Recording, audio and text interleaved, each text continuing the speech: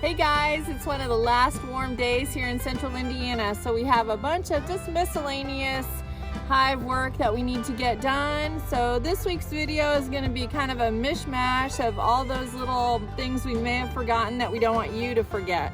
One of the big things we're going to talk about are my hive stands. We had someone ask about them. They're not terribly expensive. They're really durable, but they're hard to move. We'll show you. These are my hive stands. On the bottom, we have a 1/2-inch rubber stall mat that we cut in half to be the pad. That's probably the most expensive piece we have here. You can see this one's been here quite a while, and into this area it gets flooded out multiple times during the year. So we do get some mud in there, but the stall mat keeps hive beetles and wax moth, anything from pupating in the ground and coming back up. Makes it easy for us to mow around them.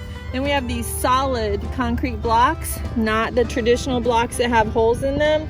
I don't like those because yellow jackets and ants tend to like to nest in those holes. I've even had a swarm of bees come out of a hive and go into the holes of a traditional concrete block underneath.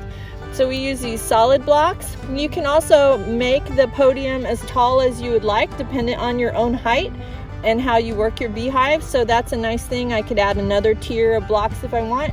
This top base where the hive actually sits is a concrete pad, a paver pad. I think it's like $10 at Menards, and I like that I can rotate it if I want. Of course, you can also rotate the hive on the pad. That's up to you. I really like these hive stands for a lot of reasons. They're not very expensive. They're incredibly durable. I can clamp the ratchet strap to the stand. The downside is they're incredibly cumbersome to move. It is doable. They're individual blocks, so I can do it, but it does take a lot of work. So that's something you might want to think about. I do really enjoy having my hives spread out. I don't adhere to the whole hives in a row all together methodology. I'm lucky to have enough land to do that, but I always recommend to beginners to separate your hives. When you're working one and get them really angry, it's nice to not have to turn around in place and stick your butt over the mad one while you work on the next one.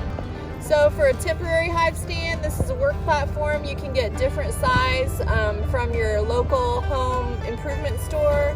They're lightweight, they fold up. The one thing I don't like about them is they're kind of slippery. The woodware does slide a little bit, so you might think about that. But as far as a temporary hive base at some other location, it's a great thing to have in the back of your truck.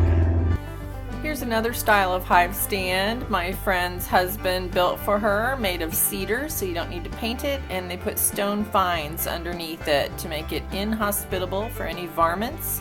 Has a ventilated base, which is nice, works great. Here we are checking the hives for level before winter. Level is not what you want. You want it slanting to the front, so any condensation or moisture would run out the entrance and not stay in the hive. I'm just using an old top bar from a frame.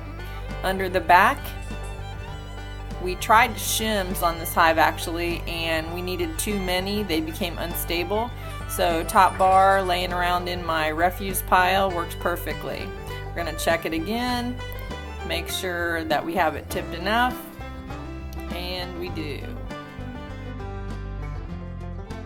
Now we'll put the ratchet strap back on.